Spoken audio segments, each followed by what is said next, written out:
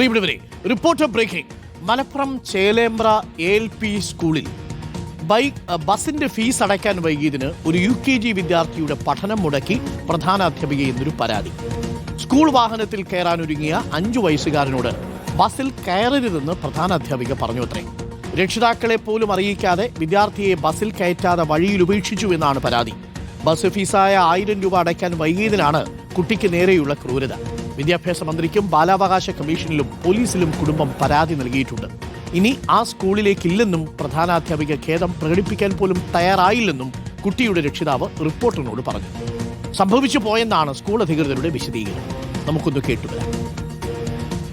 അന്ന് സാധാരണ പോലെ തന്നെ കുട്ടി യൂണിഫോമൊക്കെ ഇട്ട് വീട്ടിൽ നിന്ന് ഇറങ്ങാണ് ചെയ്തത്. ബസ് വന്നപ്പോൾ അവരെ മാത്രം കയറ്റി. ഇവനോട് പറഞ്ഞു, ഈ എൻ്റെ അമ്മ പൈസ തന്നിട്ടില്ല, അതുകൊണ്ട് നീ കയറണ്ടെന്ന് പറഞ്ഞു. ഓൺ ദി സ്പോട്ടിൽ തന്നെ ഡ്രൈവർ HMനെ വിളിക്കാനുണ്ടായത്. അപ്പോൾ HM ചോദിച്ചു, പാരന്റ് ഉണ്ടോ എന്ന് ചോദിച്ചു. അപ്പോൾ പാരന്റ് ഇല്ല, എന്നാൽ ആ കുട്ടീനെ കയറ്റണ്ടെന്ന് പറഞ്ഞു. പൈസ തന്നിട്ടില്ല, കയറ്റണ്ടെന്ന് പറഞ്ഞു. അങ്ങനെ ആ ഇട്ട യൂണിഫോമും ബാഗും ഒക്കെ തോളിട്ട് തന്നെ അവിടുത്തെ വയസ്സായ ഒരു വല്യമ്മ ആ കുട്ടീനെ വീട്ടിലേക്ക് കൊണ്ടുവരികയാണ്. ബസ്സൊക്കെ പോയി. ഒരു കുട്ടിയാണ് അവിടുന്ന് കയറാനുള്ളത്. ഓരോ കയറ്റി, ഇവനെ മാത്രം കയറ്റിയില്ല. അപ്പോൾ കണ്ണിലാകെ വെള്ളം വരിക കുട്ടീനെ.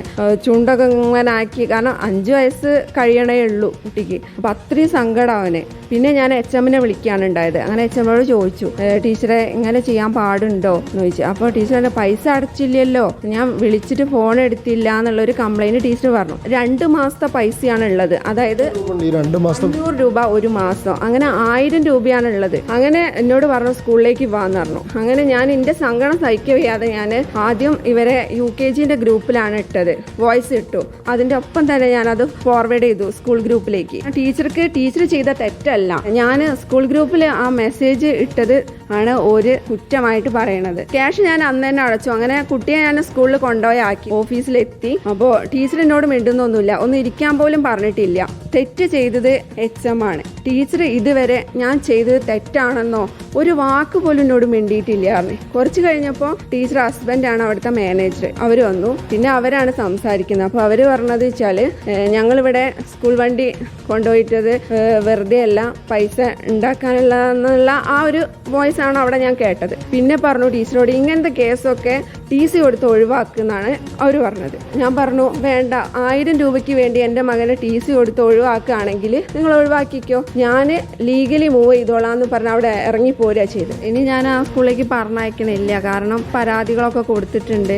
ഇനി എന്തായാലും നിയമത്തിൻ്റെ വഴിക്ക് തന്നെ വരട്ടെ. ഇനി ടീച്ചർ മാപ്പ് പറഞ്ഞാലും ശരി, ഞാൻ ആ സ്കൂളിലേക്ക് കുട്ടീനെ വിടുന്നില്ല. അഷ്കർ അലി കരിമ്പയുണ്ട്. അഷ്കർ അലി കരിമ്പ അങ്ങേയറ്റത്തെ ക്രൂരതയാണ് കാണിച്ചത്. 1000 രൂപയ്ക്ക് വേണ്ടിയിട്ട് 5 വയസ്സുള്ളൊരു കുട്ടിയെ രക്ഷിതാവ് പോലും ഇല്ലാതെ ബസ് കയറാൻ വേണ്ടിയിട്ട് കാത്തു നിൽക്കുമ്പോൾ പൈസ അടച്ചിട്ടില്ലെന്ന് പറഞ്ഞ ആ കുട്ടിയെ പുറത്താക്കി എന്ത് സന്ദേശമാണ് ഈ സ്കൂൾ കൊടുക്കുന്നതെന്ന് എനിക്ക് എത്ര ആലോചിച്ചിട്ട് മനസ്സിലാവുന്നില്ല. ക്രൂരതയാണ് കാട്ടിയത്. ഇനി ആ സ്കൂളിലേക്കില്ലെന്നാണോ ഈ രക്ഷിതാക്കൾ പറയുന്നത്? അരുൺ, ആ സ്കൂളിലേക്ക് ഇനി എന്തായാലും ആ കുട്ടിയെ വിടുന്നില്ല എന്ന് തന്നെയാണ് രക്ഷിതാക്കൾ പറയുന്നത്. അതിന് കാരണമായി പറയുന്നത്, നിന്റെ അമ്മയുടെ അടുക്കൽ പൈസ ഇല്ലാത്തത് കൊണ്ടല്ലേ നിന്നെ ബസ്സിൽ കയറ്റാത്തതെന്ന് പറഞ്ഞ് മറ്റു വിദ്യാർത്ഥികൾ ഈ കുട്ടിയെ പരിഹസിച്ചു എന്നുള്ളതാണ്.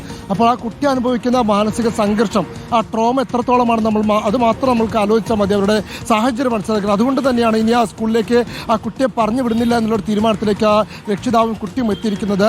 സ്കൂളിലെ മറ്റ് അധ്യാപകരും PT അംഗങ്ങളും അടക്കം എത്തി ക്ഷമാപണം നടത്തിയെങ്കിൽ പോലും പ്രധാന അധ്യാപിക ആ വാദത്തിൽ തന്നെ ഉറച്ചു നിന്നതോടെയാണ് ആ സ്കൂളിലേക്ക് ഇനിയില്ല എന്നുള്ള തീരുമാനത്തിലേക്ക് എത്തിയത്. മാത്രമല്ല, ഇക്കഴിഞ്ഞ തിങ്കളാഴ്ചയാണ് അരുൺ ഈ സംഭവം നടക്കുന്നത്. മറ്റു കുട്ടികളോടൊപ്പം സ്കൂൾ ബസ്സിൽ കയറാൻ വേണ്ടി സ്ഥിരമായി ബസ് വരുന്ന, സ്ഥിരമായി ആ കുട്ടി സഞ്ചരിക്കുന്ന ആ ബസ്സിൽ കയറാൻ വേണ്ടിയാണ് ഈ കുട്ടി മറ്റു കുട്ടികളോടൊപ്പം എത്തുന്നത്. ആ ഘട്ടത്തിലാണ് ബസ് ഡ്രൈവർ സ്കൂളിൽ നിന്ന് ഇങ്ങനെ പറഞ്ഞിട്ടുണ്ട്, വിദ്യാർത്ഥിയെ കയറ്റരുതെന്ന് പറഞ്ഞിട്ടുണ്ട് എന്ന് പറയും. ഈ വിദ്യാർത്ഥിയെ മാറ്റി നിർത്തി മറ്റു വിദ്യാർത്ഥികൾ മുഴുവൻ ആ ബസ്സിൽ കയറ്റി സ്കൂളിലേക്ക് പോകുന്നത്.